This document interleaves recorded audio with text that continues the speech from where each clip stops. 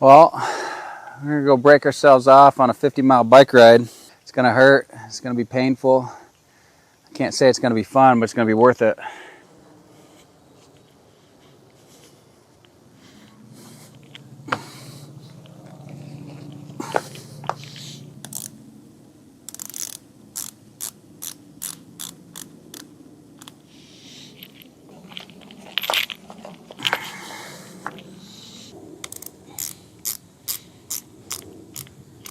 I mapped this course out yesterday. It'll be one big loop. I just started getting used to this thing though.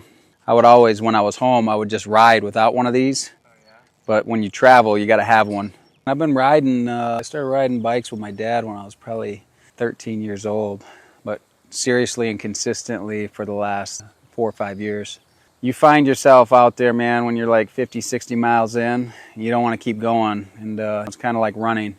You get 10, 12 miles into a run and everything's telling you to stop, and you just keep going because you're out in the middle of nowhere. All right, if you want to grab your bag and honestly just kind of explain that real quick.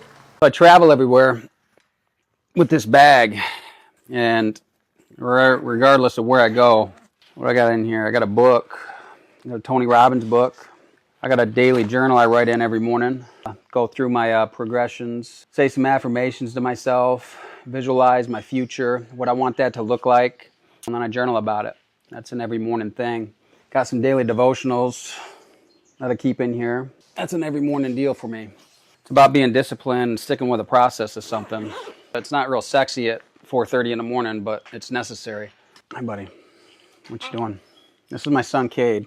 Say hi. Hi. Hey, why don't you go play out on the playset that we just bought you? Do you like that? Is that pretty cool? You got a fort? All right, dude. Here, go get Cade. Go get him. Go get him. Go get him. Go, go, go. Every morning, I wake up with the same thing. I get out of bed. I slam some water. I drink a little bit of coffee. I'll stretch for 45 minutes. After the stretching, I read the devotionals. I pray. And I get into journaling, affirmations, visualization, reading, and I exercise. And I do this every day because my mind is precious. Life is short. And if you don't take care of your mind and your body, there's no peace in life. But highly successful people, as I've read, have something they do every morning, regardless. They have a bulletproof morning routine that they never get away from. At the end of the day, my morning time routine isn't perfect, but I am disciplined with it. And it's about having a process. It's not about the perfect process, but you have to have a process to get your mind wrapped around being a good human being throughout the day. You take care of your family better, you take care of your employees better, you take care of everybody in your life better when you start your day right. And that's one way I've found to start my day right, and that usually ends right when it starts right. This morning, I had in my mind that I was going to go on a 50-mile bike ride after I had a hard leg day, after I exercised already. I do these things not really for any physical gain. It's more of a mental beatdown that I got to put myself through for me to be able to live in my own head. And there's something about physical activity when you really grind it out.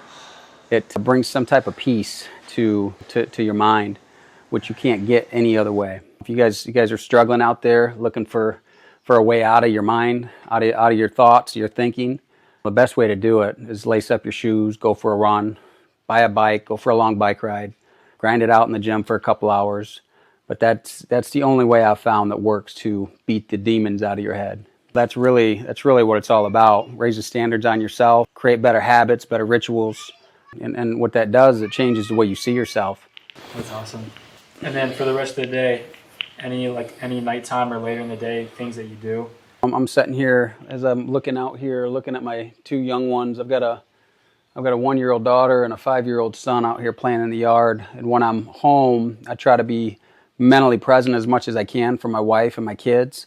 But when I can and I sneak away, I'll sit down and I'll read more. I'll try to read 30 minutes in the morning. And I try to plan an hour or so a day where I can sit down and pick up this book a little bit more. But it's not perfect. But that's how I plan all my free time, as I either exercise or I'm trying to learn something new. I saw something here recently, which I want to make a t-shirt out of, but it lists them in this order: faith, family, fitness, and then your finances.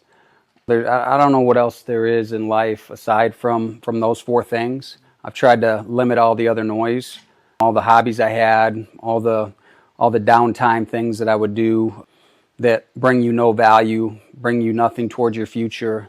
I've cut it all out of my life. Now I focus on my spiritual side. I do that first, and then I focus on my family. And a distant third would be my finances and my health. Although I do focus on my health very daily, I also focus on everything else daily. But my spiritual and my family come first. I look at it like this. If I was fat and sloppy, out of shape, my kids wouldn't look up to me. My wife wouldn't look up to me. They'd be looking for other people to look up to. I want them to be able to look up to me. I want to be their hero. And in business, there's nothing more impressive than to meet people with their things together, their stuff together. And the first thing that you notice when you meet somebody is whether they're in shape or not. That's the first thing that's noticed. And it takes a hot second. If you're a fat slob, but you're a great business mind, or you're a good person, or to get people to see through the other side of you, it takes time. But when you're physically fit, people notice that immediately. And that's the first thing they notice, unfortunately. Any concluding thoughts here, like an outro for the end of the video, just kind of wrapping it up, anything? Thank you for tuning in. There's more videos to come.